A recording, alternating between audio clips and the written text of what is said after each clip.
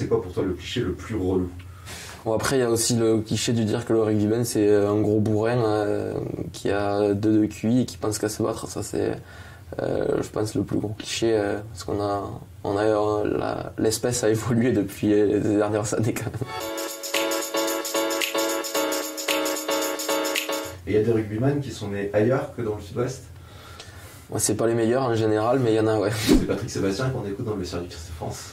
Non, on a pas mal évolué, mais en ce moment on est sur Free From Desire, alors je sais pas si c'est beaucoup mieux. Et ça, c'est aussi un cliché qu'on est sur les rugbyman, les chansons paillardes. Ben ouais, ça va avec tout le cliché terroir, rugby clocher du sud-ouest. Les mecs, c'est juste des rustres qui parlent avec l'accent du sud et qui chantent et qui boivent à la fin des matchs. On est toujours dans le gros cliché du rugbyman de base, mais on a bien évolué. On dit souvent que l'essentiel au rugby, c'est la troisième mi-temps. Ouais, ça reste un peu toujours l'image du rugby amateur où on mange, on boit du vin rouge avant le match, on finit le match, une clope derrière le vestiaire et on part à la troisième mi-temps. Mais ça a quand même pas mal évolué, on est très loin de tout ça maintenant, on est plus avec des jus de récup et des chaussettes de bonne contention après les matchs maintenant. C'est intéressant parce que ça montre que les gens qui ne s'intéressent pas au rugby ont encore en tête ce rugby semi-amateur. Non, ouais, c'est ça, parce qu'il y a des fois, il y a des gens, on me demande ce que je fais quand je dis que j'ai fini mes études, on me dit et tu fais quoi comme métier maintenant? Je dis j'en fais déjà, mon métier c'est de jouer au rugby. Et même si ça fait des années que c'est passé pro, que tous les matchs sont télévisés maintenant, il y a des gens qui ont pas encore fait le suivi, quoi. L'image des rugbyman qui boivent des coups, c'est pénible, c'est une image ou c'est aussi une réalité?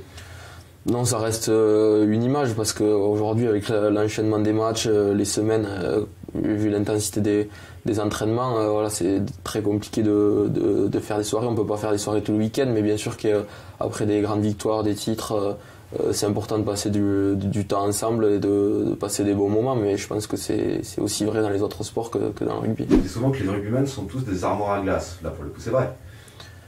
Enfin, moi je fais 1m75, je suis pas sûr que je rentre trop dans la catégorie d'armoire à glace. Et puis ce qui est bien aussi aujourd'hui, c'est qu'il y a pas mal de joueurs avec des petits gabarits qui performent au niveau international et ça donne de l'espoir aussi à beaucoup de jeunes parce que quand on est petit ou fin à l'adolescence, on peut être vite mis de côté.